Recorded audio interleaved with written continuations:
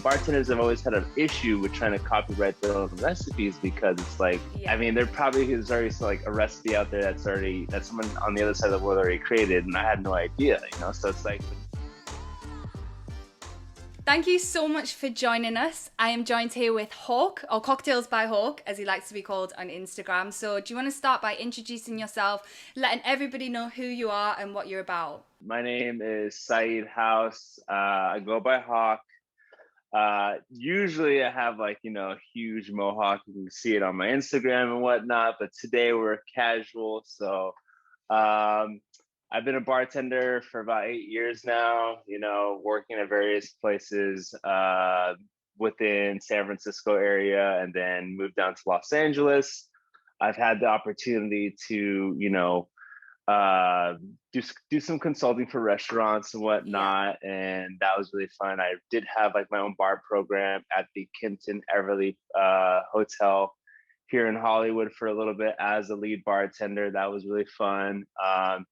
And then outside of all that fun stuff, you know, the service industry lifestyle, I've been able to build a brand on social media, just doing, you know, cocktail creations, photography, creating content, videography stuff, and working with various liquor brands, Flavor of Laughter being one of them, who I've worked with, who I've loved working with, the gun's amazing. It's super sick.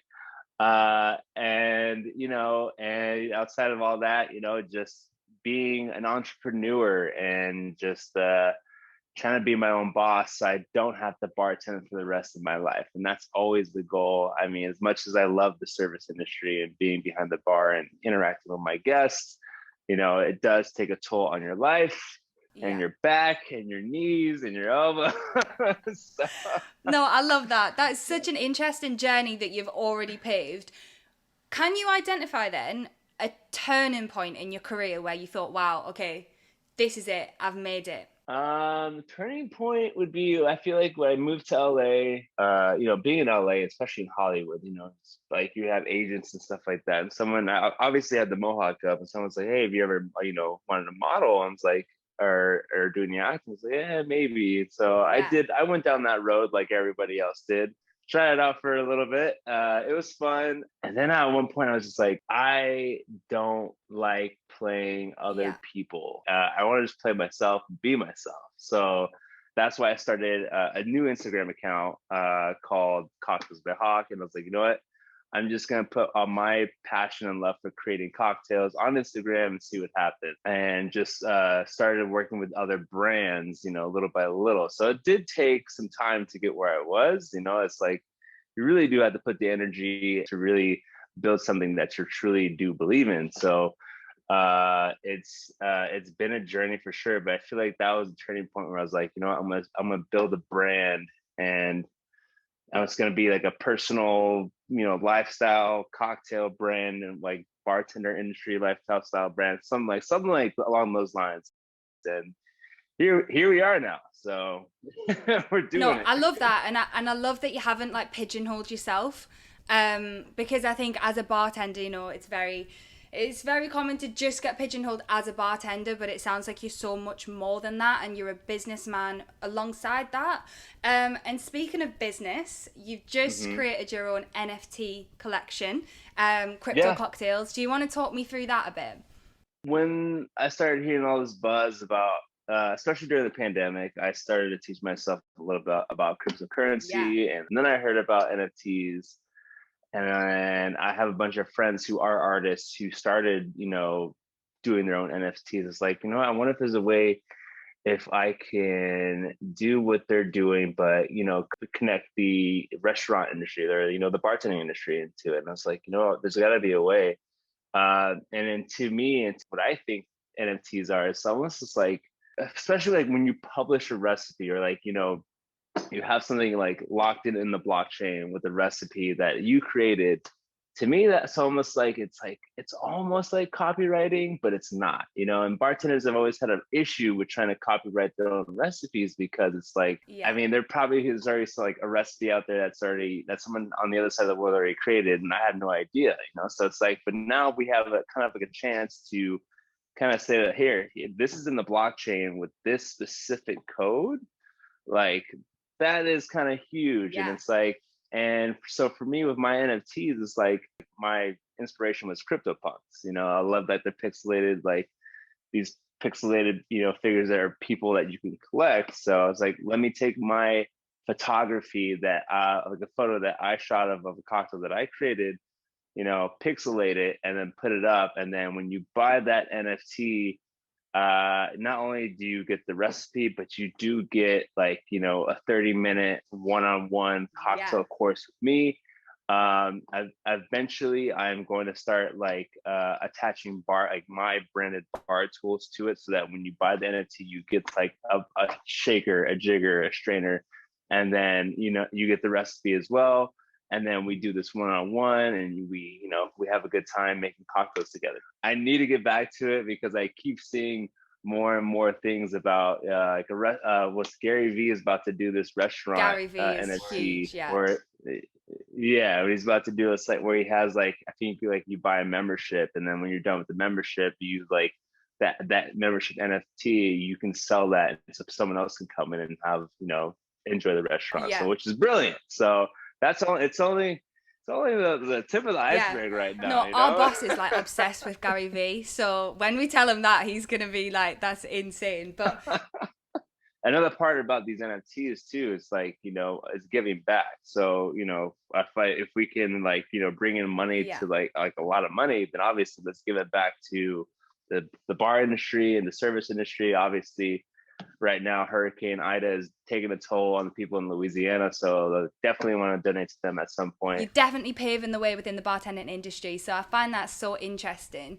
So you're quite big on social media, particularly TikTok.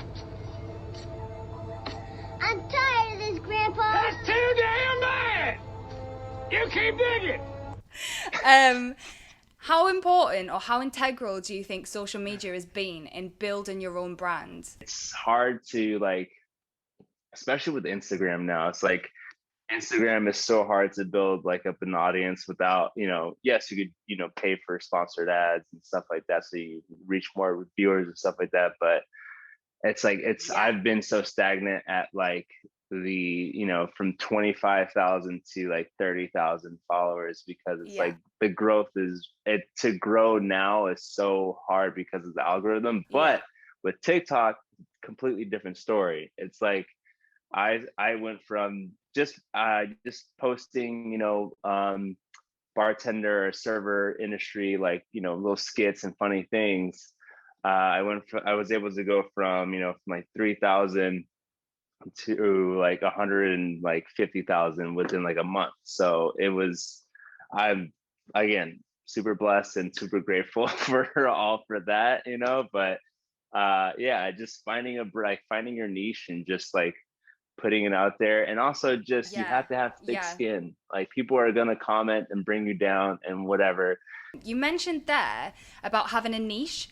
How important do you think it is to have a niche in the bartending industry? And what tips do you have for people who are trying to find theirs? For me, I mean, obviously it's like, for me, like it was the hair, right? The hair is like the conversation starter. It's like, oh my God, what is this guy doing? Look at his hair. Like that's what draws you to usually my videos. And then when you see the video, like, oh, he made a great cocktail or whatever. It's like, but at the same time, it's also personality. People want to fall in love with your personality. Anybody can make a great cocktail. At the end of the day, they want to come to you because of your personality. So what is your personality? Like, are you like the grumpy person who just, hates everybody? Are you like the happy going, go lucky person who like loves everybody? It's like, you got to put your personality out there, and that's a really important part of building your brand too. So it's like I said, it's like they want to fall in love with the person they're watching, and not with what they're doing necessarily. Now that we've learned a little bit more about you, I want to put you on the spot, and I want to ask you some quick fire questions, okay? Some people are good at this, and some people are rubbish and don't do it quick fire at all, okay? So I'm trusting you to be one of the good ones, all right? Let's go. Let's do it. So question number 1 is, what is your favorite cocktail? Favorite cocktails are tequila old fashioned. Love it. What is your favorite local bar? And we'll give them a shout out. There's two now because one just opened right next to me, and it was Las Perlas. Great tacos, tequila, mezcal, agave forward bar. But before that, it was Melrose Umbrella Co. Okay, the next one is who or what inspires you most as a person? Two people again. I would say The Rock. That guy works way too hard. And Dave Chappelle. That guy is true to himself and doesn't give a fuck. What's one unpopular opinion you have about the bartending industry? I feel like simplicity is always best. I feel like, a lot of cocktail bars are just, going through great lengths to really reach for some ingredients to do some crazy cocktails, anything like, 6, 7, 8 ingredient cocktails. And I'm just like, can you really taste all that? Let's keep these questions moving. What do you think is the most important thing about bartending? Customer service. It's like you're a singer, right? You're on stage, you're creating a cocktail, you're creating an experience, you're creating an event. So make it enjoyable for them. Try to be ahead of what they want to ask for. It's like if they look like they need, another drink, go ahead and ask them before, or, and like if they're eating at your bar, it's like they're looking around like they need some utensils. Obviously have that stuff there before they could even ask. Customer service, 100%. Okay, and the last quick fire question then is, what do you think separates a good bartender from a great bartender? As well as customer service, just being knowledgeable on what you're selling. So it's like you can turn them on to something new, so they're not always just drinking Casamigos or something like that. Sorry, Casamigos, but it is what it is. We got great other tequilas in the back bar, so it's like, let's try something new for you. The next thing that we want to do with you is we want to play our feature game, which is called Poppin' or Droppin'.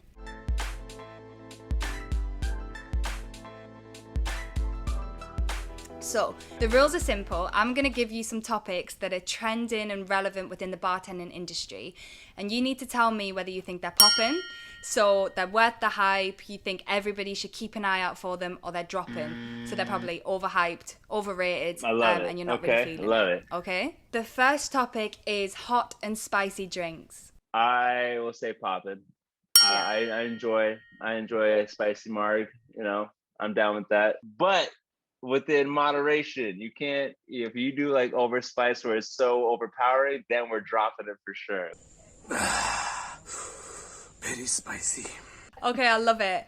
The next topic then is whiskey.